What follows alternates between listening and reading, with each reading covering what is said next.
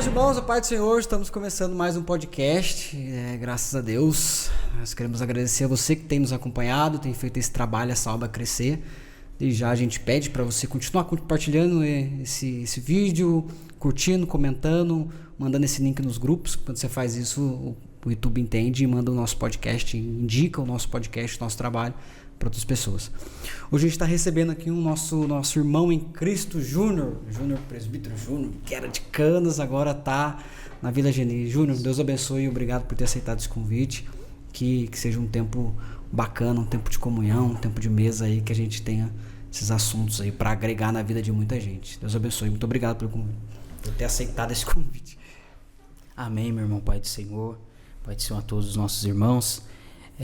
Eu louvo a Deus por essa oportunidade e eu que agradeço, meu irmão. Obrigado por esse privilégio de podermos estar aqui, irmão Pablo, irmão Claudinei, nosso amigo, irmã Josiele, que Deus abençoe. E o nosso desejo, a nossa oração é que Deus continue frutificando esse trabalho, que as mãos de Deus continuem sobre esse trabalho e que muitas vidas sejam alcançadas, por este trabalho e que Deus abençoe nesse momento aí que nós vamos ter aqui. Amém, esse é o nosso desejo, alcançar vidas, que essas vidas sejam curadas e transformadas. Amém. E hoje a gente está com um tema bastante interessante, hein, Júnior? E aí, vale a pena mesmo? Irmão Pablo, essa pergunta aí, ela parece que nos causa um impacto, Vale a pena mesmo? E pensando nesse tema aí, em cima sobre essa pergunta, eu queria compartilhar aqui alguns versículos, 2 versículos somente que Deus colocou no meu coração. No Evangelho segundo escreveu Lucas, capítulo de número 18. Evangelho segundo escreveu Lucas, capítulo de número 18, versículo de número 28 e 29, diz-nos assim: E disse Pedro: Eis que nós deixamos tudo e te seguimos. E ele lhes disse, Jesus: Na verdade vos digo que ninguém há que tenha deixado casa, ou pais, ou irmãos, ou mulher, ou filhos pelo reino de Deus, o 30 também, e não haja de receber muito mais neste mundo e na idade vindoura a vida eterna. Então essa é a passagem que o Senhor colocou no meu coração, porque nos reflete, irmão Pablo. Nós vemos aqui essa pergunta.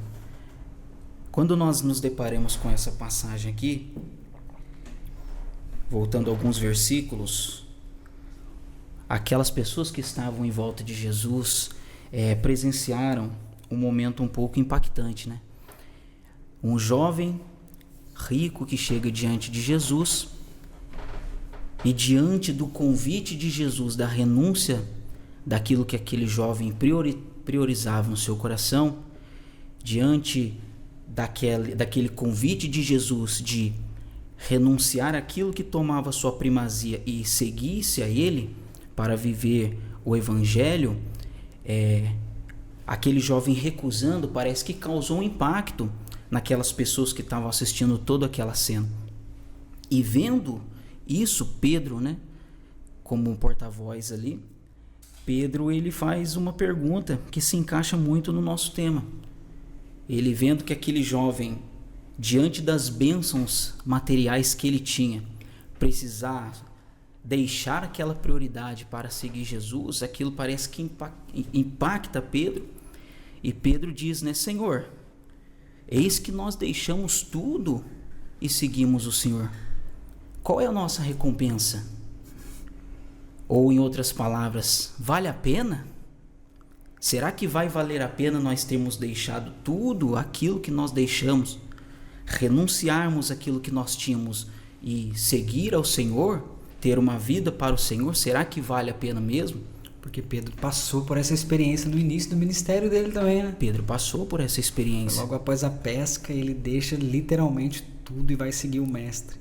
Isso, ele prefere, ao invés daquilo que ele viu, a bênção que ele recebeu da multiplicação, ele decide a seguir o dono da bênção, Ele, entre a bênção e o dono da bênção, ele escolhe o dono da bênção. E Pedro já havia vivido isso.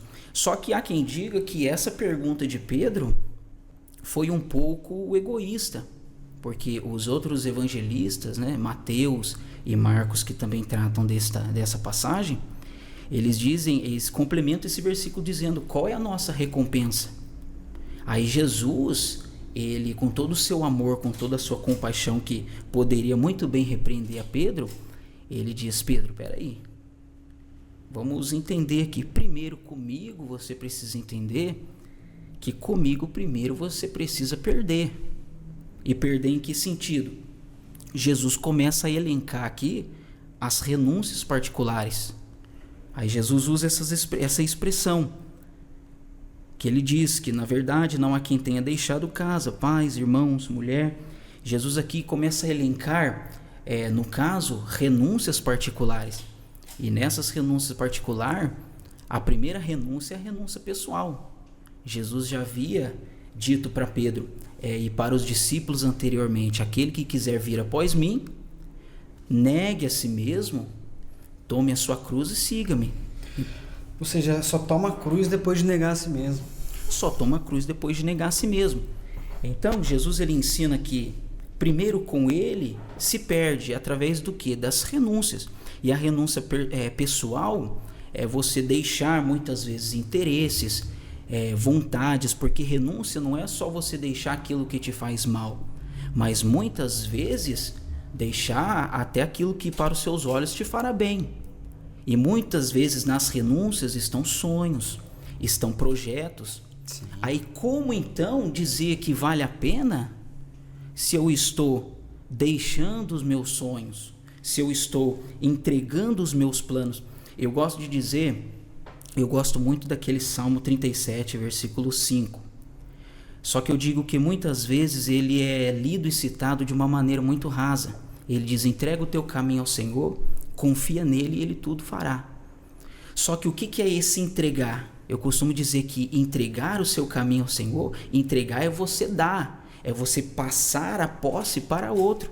Então é como você juntasse todos os seus sonhos, todos os seus projetos, tudo aquilo que você planejou, colocar numa sacola e dizer assim: Senhor, são seus. Eu entrego porque eu confio que o Senhor fará o melhor. Então, diante dessa situação, como entender que vale a pena? E eu acho que esse é um conflito nosso, né, João? É um conflito. Da nossa geração, para não entregar totalmente, entregar só uma parte. É fazer como esse jovem. É o único jovem da Bíblia, o único homem, o único ser humano que sai triste da presença de Jesus. E isso é verdade, porque diante disso, e por isso, o irmão Pablo, que a gente vê hoje, nós vemos infelizmente nesse período que nós estamos vivendo, principalmente a juventude, mas grande parte também em outras áreas, na parte da experiência, da idade, muitas pessoas frustradas porque entendem que o evangelho é uma barganha, né? Eu vou porque eu vou receber. Só que quando a gente se depara, a gente vê que, mas primeiro a gente perde. Sim. Com Jesus primeiro você perde através das renúncias primeiramente. Então, diante de tudo isso, como entender que vale a pena? Porque tem gente que entra no evangelho já com essa mentalidade, né? Com essa mentalidade. Vem pra igreja, Jesus vai mudar a minha história, minha situação financeira. Hoje eu tô assim, amanhã eu vou estar num estado melhor porque Jesus vai me dar isso. Não. Evangelho é mais perder. Evangelho, porque existe aquele jargão, né? Jargão. Venha que os seus problemas serão todos resolvidos. Mas na verdade, muitas questões difíceis vão começar a partir de agora. Agora Jesus, como eu disse para você, ele é tão amoroso, tão compassivo, que ao invés de repreender Pedro, ele dá como uma mensagem de consolo. Ele diz assim: olha, primeiro é necessário perder, mas depois você vai entender que o que você vai ganhar é maior do que você perdeu. Uau. É melhor do que você perdeu. Aí entra o tema. Vale a pena. Porque através de todo esse processo, você vai entender que tudo aquilo que você passou, primeiramente com as renúncias, e posteriormente com as experiências vividas do Evangelho, no Evangelho, você vai ver que vale a pena. Porque você entendeu a essência. Então, quando você, o que Deus colocou no meu coração é que, primeiramente, você precisa entender, nós precisamos entender que com Jesus, o que eu ganho é maior e melhor do que eu perco. Então, quando eu entendo isso em mim, eu digo, vale a pena. Ainda que não seja em vida, né, Júnior? Ainda que não seja em vida. Ainda que não seja nesta terra. O céu tem algo preparado melhor para nós. Isso, o céu, eu preparei até aqui, lendo esse versículo, eu elenquei, irmão Pablo, alguns tópicos dessa recompensa que nós recebemos, porque o versículo depois que segue, Jesus diz, né? E não haja de receber muito mais neste mundo e na idade vindoura. Uau. Ou seja, dizendo que aquilo que ele tem, não necessariamente quantitativamente, né? Na quantidade você receberá. Mas Jesus aqui, só nesse versículo, está demonstrando que é maior e melhor. Sim. E em todas as áreas. Sim. Em todas as áreas. Então eu elenquei que existe a recompensa já recebida, a recompensa que eu irei receber, que é maior, e, consequentemente, sendo fiel a Deus, a recompensa nessa terra, que é o cuidado de Deus, as bênçãos divinas constantemente sobre a nossa vida. Então, isso na vida do cristão, na vida do crente, quando o crente ele entende que vale a pena servir a Deus e entender de que aquilo que o Senhor tem para nós é melhor do que aquilo que nós perdemos, que nós renunciamos, ou dos processos que nós estamos passando, nós passamos e estamos passando, porque a vida do crente, do cristão, é uma constante experiência. O apóstolo Paulo diz, né? Alegrai-vos na tribulação, porque a tribulação produz experiência. Então é uma constante vida de aprendizado. E em tudo isso nós vimos que vale a pena. A maior recompensa que a gente recebeu de Cristo foi a salvação. A salvação. É algo que a gente não merecia e Ele fez por amor a nós.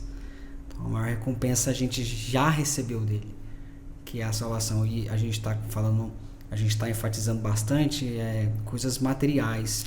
Porém, a gente sofre retaliações também na vida espiritual. Há algumas perdas que a gente muitas vezes não entende, mas só que o tempo ele revela, né? Se tem uma coisa que o tempo ele é revelador. E às vezes a gente perde uma coisa aqui e a gente vai entender lá na frente, né? O porquê das percas. E a gente traz a consciência daquilo que a gente perdeu e a gente chega à conclusão: vale a pena. Vale a pena. Porque talvez se eu tivesse continuado com aquilo que eu queria tanto, lá na frente isso me ia trazer consequências terríveis, que talvez até me afastaria da presença de Deus. E é por isso que Deus vai trilhando um caminho, vai tirando coisas, vai tirando pessoas. Às vezes Deus rompe, Júnior, até amizades. Às vezes Deus rompe laços que a gente achou que manteria a vida toda. Porém, às vezes Deus vem com uma tesoura e corta. Por quê? Porque Ele sabe lá na frente.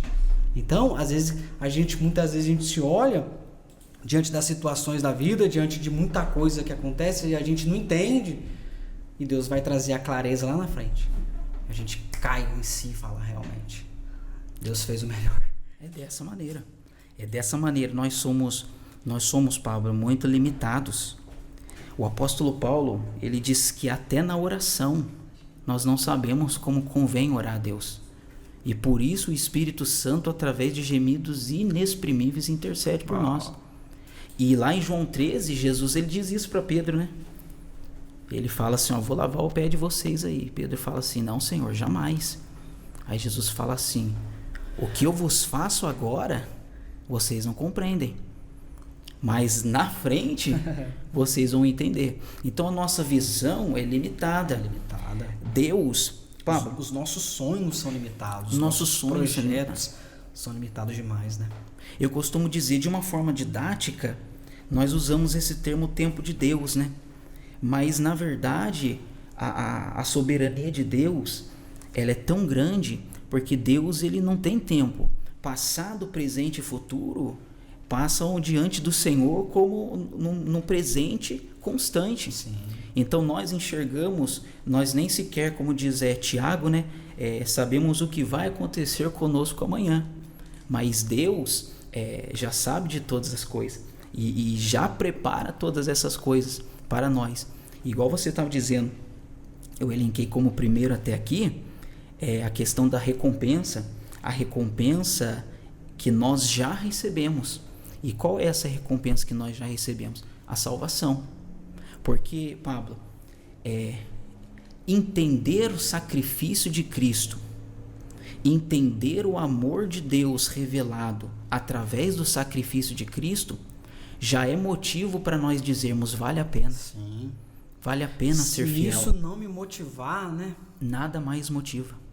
Se eu olhar para a cruz e enxergar na totalidade o sacrifício que ele fez por amor, e eu ver os processos que eu passo e sofro, e eu não ter essa conclusiva dentro de mim de que vale a pena, nada mais faz sentido. Rapaz, quando nós começamos a meditar e entender cada açoite, cada dor, cada lágrima que Jesus derramou ali no jardim do Getsemane, tudo que Jesus sofreu por nós, não tem como o crente, o cristão ver isso e não ter isso como um impulso para a sua vida. Sim.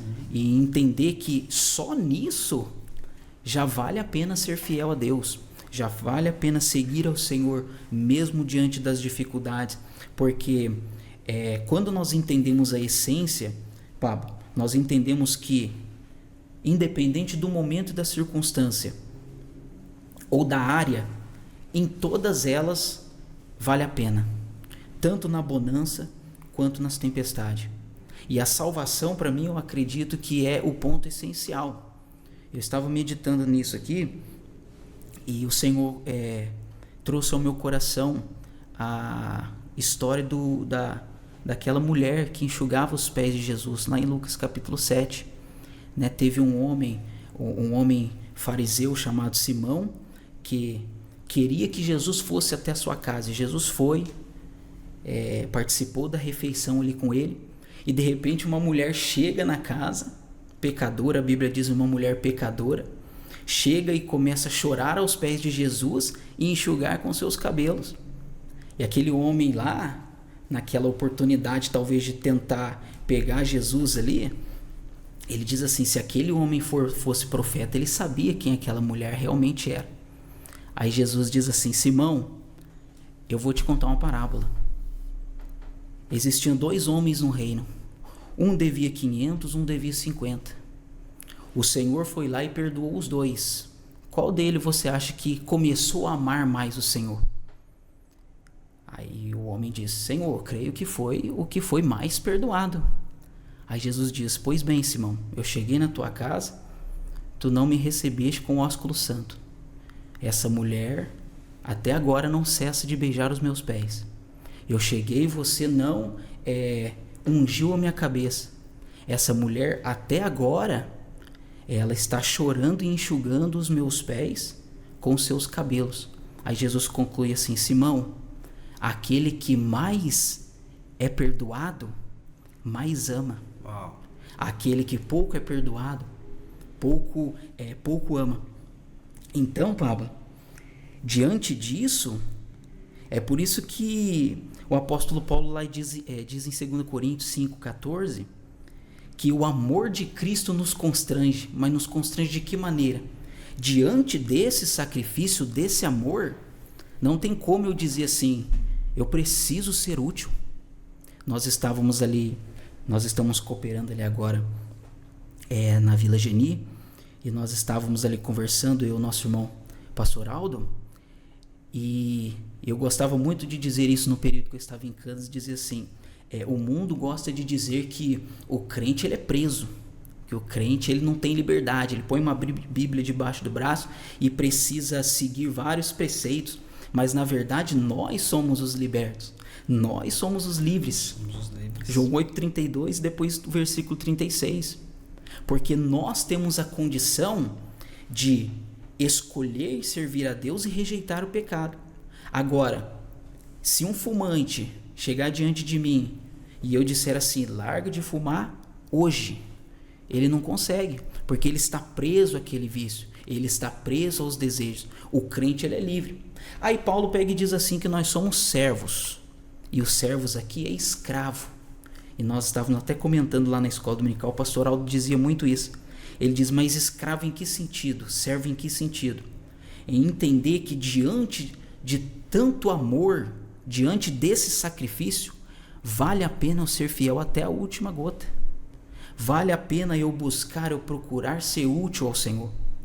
Então, diante desse período muito novo que nós estamos vivendo, mas nós vamos participando de algumas, observando algumas coisas e Deus vai nos mostrando coisas maravilhosas durante essa caminhada, Pablo, que igual quando nós chegamos ali na Vila Geni, nós encontramos o irmão Abel, né, um irmão já com a sua idade avançada, mas muito dedicado ao Senhor. Ele é sempre pontual, ele sempre está buscando fazer o melhor. E um dia nós estávamos conversando ali no fundo da congregação e ele disse assim, Júnior, sabe por que eu me dedico com todas as minhas forças a Jesus, Júnior? Porque onde eu estava, ninguém me tirava, só Jesus. E ele me tirou. E por isso, vale a pena eu ser fiel até o último suspiro da minha vida. Então, diante desse tema, primeiro nós precisamos entender a recompensa maior que nos impulsiona a valer a pena, que nos impulsiona a entender que vale a pena, Pablo, é saber que aquilo que foi feito por Jesus é maior do que tudo. Tem um jargão aí que no meio, principalmente no meio neopentecostal, né? O melhor de Deus está por vir. Só que o melhor de Deus já veio. Já veio, o nome dele é Jesus. E entender esse sacrifício primeiramente é entender que é um impulso para você dizer vale a pena. Porque nenhum outro sofreria o que Jesus sofreu por mim. Então vale a pena eu ser fiel. Sim. Vale a pena eu me dedicar. Vale a pena mesmo em meio às dificuldades, os sofrimentos que a caminhada vai nos trazer, como por exemplo, quem fez essa pergunta foi Pedro. Senhor, e a nossa recompensa? Vale a pena mesmo? Alguns anos depois, o que Pedro vai ensinar lá na sua primeira carta, no capítulo de número 2? Meus irmãos, é bom padecermos necessidades por amor a Cristo, porque ele entendeu que vale a pena mesmo diante dos sofrimentos, das dificuldades. Então é isso, Pablo. Primeiramente é entender que aquilo que nós recebemos já é o suficiente para nos dar um gás a mais, né? Olhar para a cruz e ver o valor que a gente tem, né? Preço de cruz, preço de sangue. Isso é bom demais. E as suas experiências de vida, Júnior, como foi? Como tem sido até hoje? Você pode dizer com clareza que vale a pena? Como é que foi o processo da sua conversão? Você nasceu na igreja? Como foi? Conta pra gente aí. Pablo, eu nasci já nesse meio evangélico, por mais que na infância, no comecinho da infância, nós fomos do catolicismo, bem no início ali, com 5 anos praticamente de idade, mas a minha família sempre foi. E mesmo assim, Deus, pela sua misericórdia, tem nos ensinado através de algumas experiências, muitas vezes até mesmo simples, mas que nos ensinam muito. E eu aprendi muito com a minha saudosa vó, irmã Zezé, e ela nos ensinava muito, e ela batia muito nessa tecla. Ela dizia, olha, seja fiel a Deus, se dedique à obra de Deus, porque, como eu disse, entender que a salvação é a nossa maior recompensa. E Jesus também nos diz que existe uma recompensa para a vida futura. Então, entender que você recebeu a sua salvação e entender que o que está reservado para você é algo maior e melhor, como diz lá em 2 Coríntios 2,9, o que o olho não viu, o ouvido não ouviu, não desceu ao coração do homem, são as coisas que Deus tem preparado para aqueles que o amam. Então entender isso já é o essencial. Só que nós vemos que na caminhada, quando nós temos esse sentimento de fazer ao Senhor, se dedicar, buscar ser fiel a Deus, entendendo que aquilo que Deus tem para nós é maior e melhor, consequentemente, eu creio que é por isso que Jesus fala assim no versículo 30, não haja de receber muito mais. Jesus está falando da abundância das bênçãos que nós recebemos aqui também.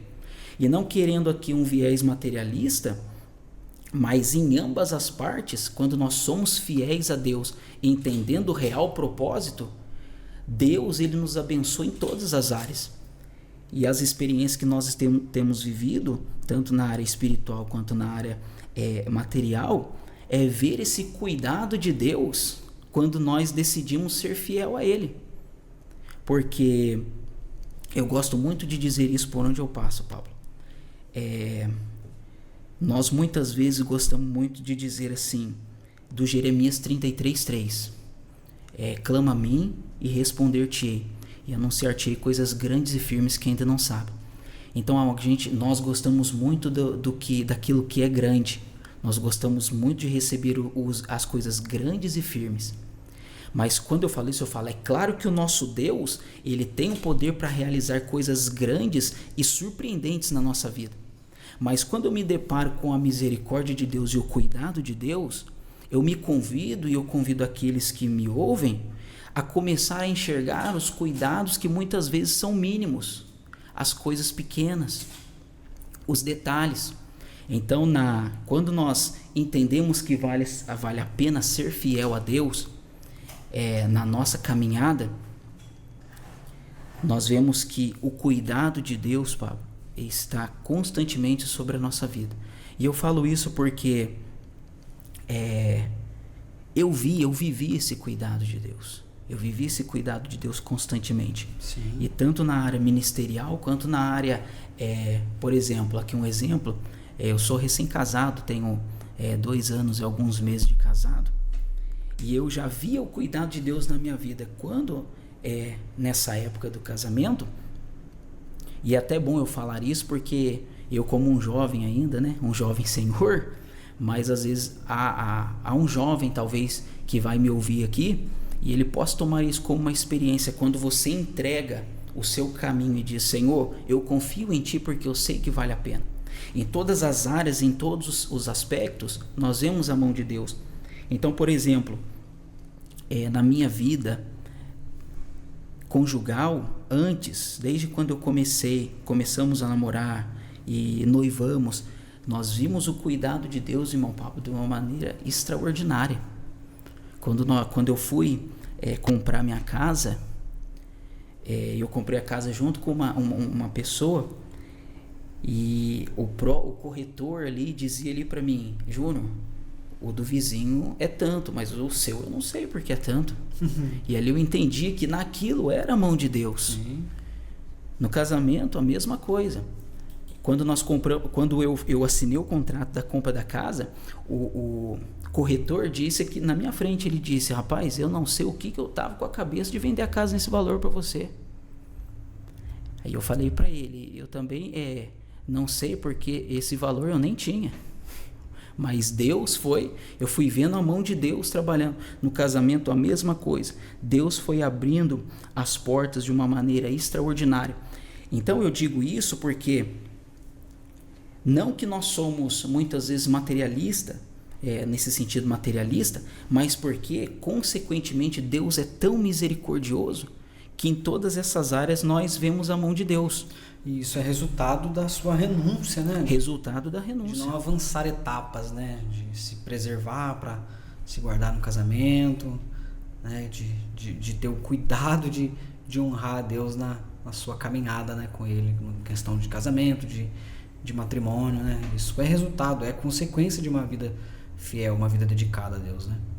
Isso porque é igual eu disse, Pablo, as bênçãos, elas seguirão aos que crerem, os sinais seguirão aos que creem, e eu creio nisso em ambas as áreas. No meu casamento, por exemplo, o Ney está aí, Ney de prova, Quando nós fomos casar, nós colocamos tudo diante do Senhor e não pedimos nada. Falamos, Senhor, Tu sabes de todas as coisas. E eu disse ali para minha noiva na época, eu falei, vamos continuar procurando ser fiéis a Deus. Então nós vimos a mão de Deus ali em coisas que às vezes são simples, mas Deus abençoando. Desde da minha casa toda mobiliada. Quando nós fizemos a lista de padrinhos e madrinhas, Pablo, aí tem aquele momento dos presentes, né? E é tudo bem, e a gente se sente meio assim. E eu falava assim, bem, vamos colocar aqui o que Deus tocar no coração, a gente apresenta. E eu me lembro que uma das nossas madrinhas disse que ia dar certo móvel, X móvel. E eu falei assim para minha esposa hoje, falei assim, bem, você vai lá, mas você vê o mais simplesinho lá, porque para não também prejudicar a irmã, os irmãos que estão abençoando. E ela chegou lá e ela falou, não, é esse aqui. Aí ela falou assim, não é esse, porque Deus já me orientou para ser esse daqui. Então em tudo isso nós vemos o cuidado de Deus. Aí quando nós estávamos ali completando a lista, faltava a bendita geladeira. Aí eu falei assim, meu Deus, se Deus vai abrir as portas, Deus vai abençoar. Aí nós estávamos em um culto certa vez, e certa irmã pegou, falou conosco ali, no finalzinho ela disse assim, aquilo que falta, Deus vai mandar na porta da sua casa. Eu falei assim, amém. E nós nem imaginávamos. Aí passou algumas semanas. Estava próximo a casar. Passou algumas semanas. O meu sogro estava contando que no antigo emprego dele, o patrão dele, sem ninguém saber, sem ninguém contar, disse assim, a sua filha vai casar? Eu disse, não, minha filha vai casar. Aí ele falou assim, o que falta? Eu falei assim, acho que eles não devem ter a geladeira ainda, né? Aí ele falou assim, fala pra ela que tal dia vai chegar lá na porta. Aí, e foi, semanas depois tá lá o caminhão lá, parou lá, olha, aqui que mora fulano e fulana, então tem uma benção aqui para receber. Então em tudo isso, Pablo, nós vemos a mão de Deus. E tanto nas áreas espirituais, e tanto na área espiritual, por exemplo, na área ministerial, nós estamos caminhando, temos muito a aprender, muito a viver ainda, cremos da parte de Deus, mas nós vemos que na área ministerial, espiritual, ver que você está sendo um instrumento de Deus para abençoar alguém é gratificante. É gratificante.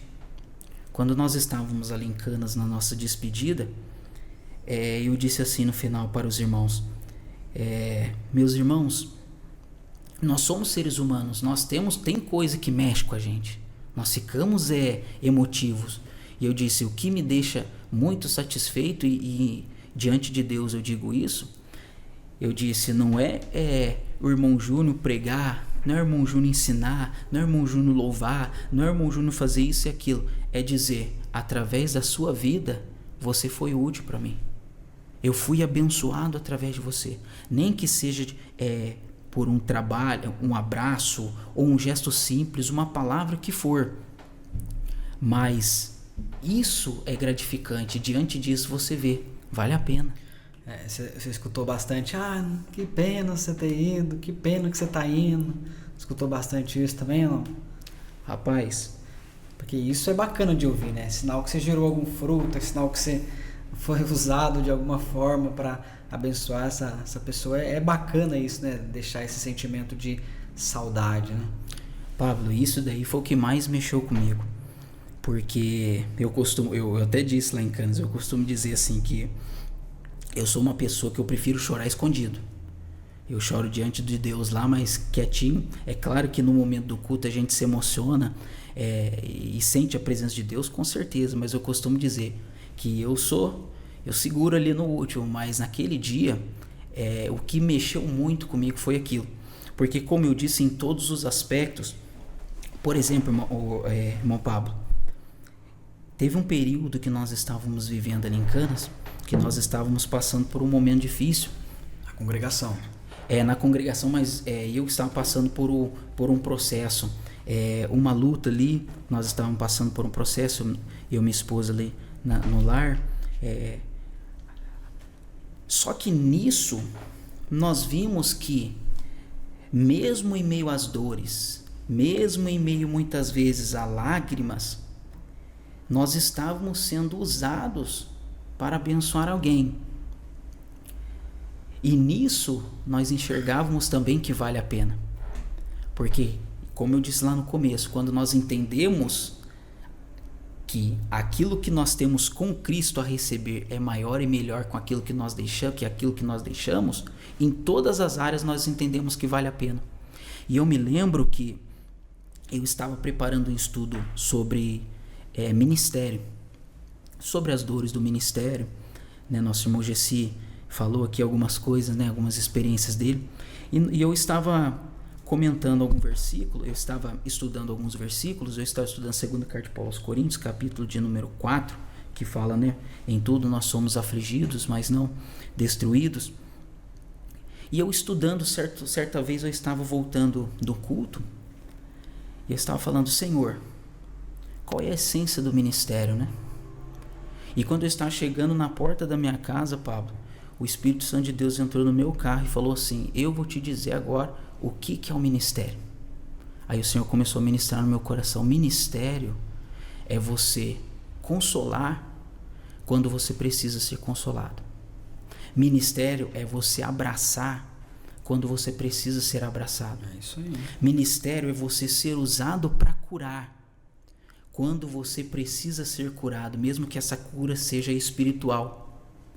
E quando então o Espírito Santo ele ministra no meu coração, aí você falando dessa questão de Canas ali, né, na congregação de Canas, você ouvir de alguém assim: Júnior, eu fui abençoado por uma palavra, eu fui abençoado por um gesto, eu fui abençoado por uma oração, Deus me curou, Deus curou um ente, Deus salvou um ente da minha casa por causa de uma simples oração. Então isso, Pablo, aí você começa a enxergar: vale a pena. Vale a pena servir a Deus. Vale a pena ser fiel a Deus. Então todas as áreas nós começamos a enxergar que vale a pena.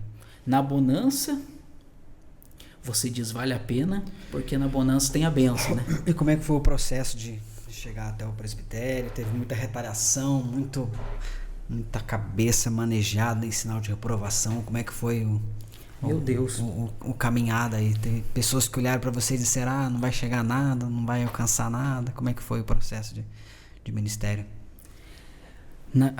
Como nós estávamos dizendo, na verdade nós sempre fomos vendo que Deus estava nos direcionando, né, para um propósito para a nossa vida. Então ali, desde os meus pastores que foram nos auxiliando até chegar ao pastor Harry, porque o pastor Harry foi quem nos indicou ao presbitério. E ele disse assim para mim, assim que eu casei, ele falou assim: Júnior, eu vou te indicar ao presbitério. Aí eu falei assim: não, pastor, nós estamos aí debaixo da vontade de Deus, e se for da vontade de Deus, nós vamos aí receber aquilo que Deus tem para nós. E nesse período, porque tem todo um crivo, tem todo um processo, né? Sim. E nesse período, Pablo, um vento muito forte se levantou. Então teve algumas lutas no âmbito espiritual, teve pessoas que meneavam a cabeça, mas eu nunca tinha falado nada para ninguém, sabe? Desde quando eu recebi essa palavra do meu pastor Harry, eu disse: está na mão de Deus.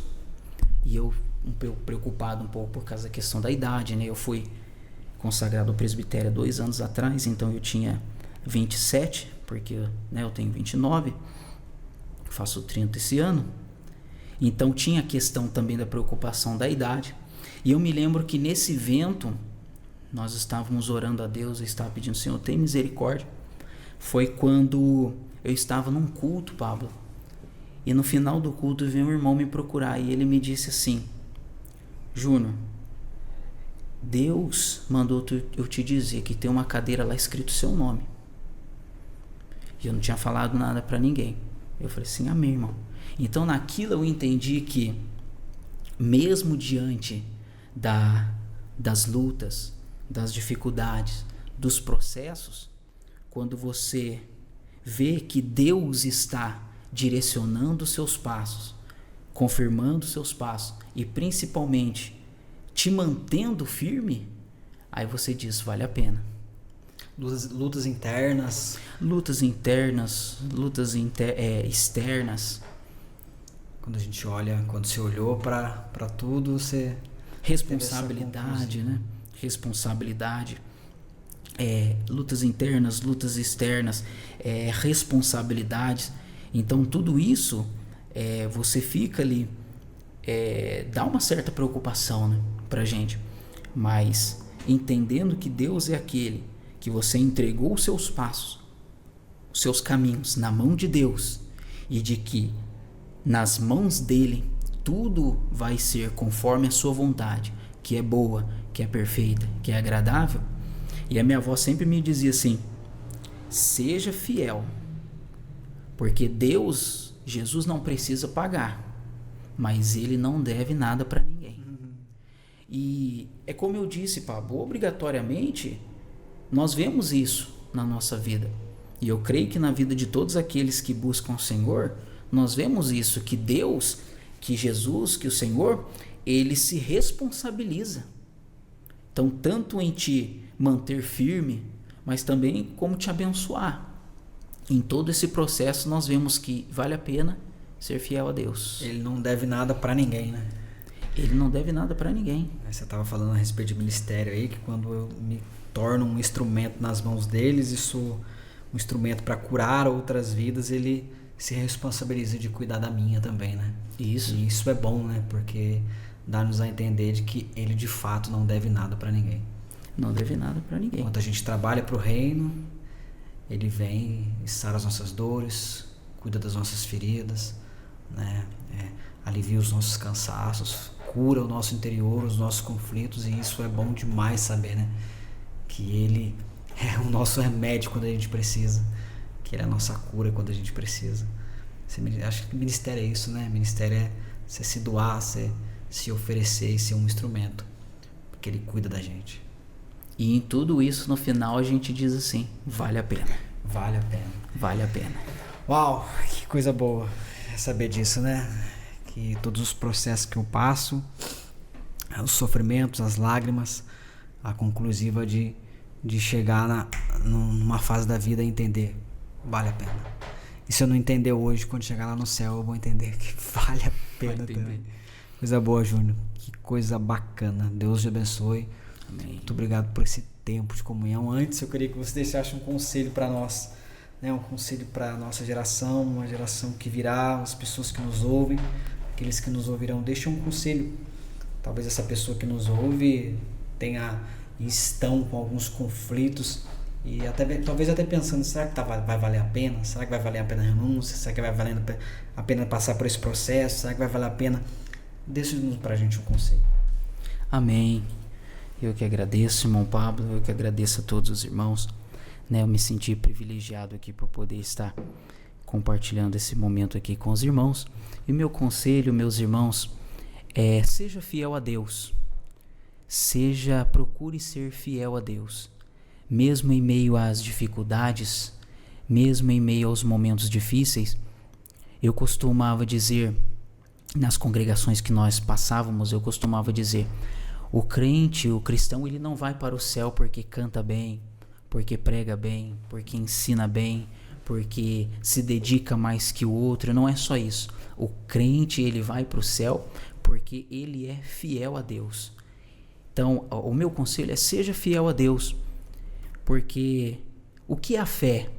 A fé é ser fiel a Deus, irmão Pablo, porque a fé fala muito de fidelidade. Porque o que é fidelidade? Está tudo bem? Eu creio no Senhor. Está tudo mal? Eu continuo crendo no Senhor, porque eu sei que se não for aqui, lá na glória eu entenderei que valeu a pena. Porque o próprio Senhor Jesus disse, há um galardão, como se o céu já, né, Pablo, já não fosse um galardão, né? como se a salvação, o céu já não fosse o galardão. Mas, além disso, Jesus nos diz que há um galardão esperado para nós. Amém. Então, meu conselho é, seja fiel a Deus, mesmo que ninguém esteja olhando, mesmo que seja nos bastidores, mas há um Deus que está vendo e contemplando todas as coisas. E certamente, Deus agirá com a sua graça sobre a sua vida. Amém. Ou seja, vale a pena mesmo. Né? Deus abençoe, Júnior. Muito obrigado. É isso, gente. A gente vai ficando por aqui. Acho que tá rolando um sorteio lá do Alfajor da Jefinha. Segue lá no feed, segue as regras. E bora participar. Vamos pro próximo, vamos pra cima. Outra coisa, patrocínio. Nós queremos agradecer também o pessoal que tem nos ajudado, tem feito esse trabalho crescer, essa obra, né, ser divulgada, o evangelho ser propagado. Deus abençoe cada um. Continue, se você quer, ainda tem vaga, tá? Para você entrar nesse patrocínio, patrocinar a gente, fazer essa obra crescer, tá bom? Deus abençoe, tchau, tchau.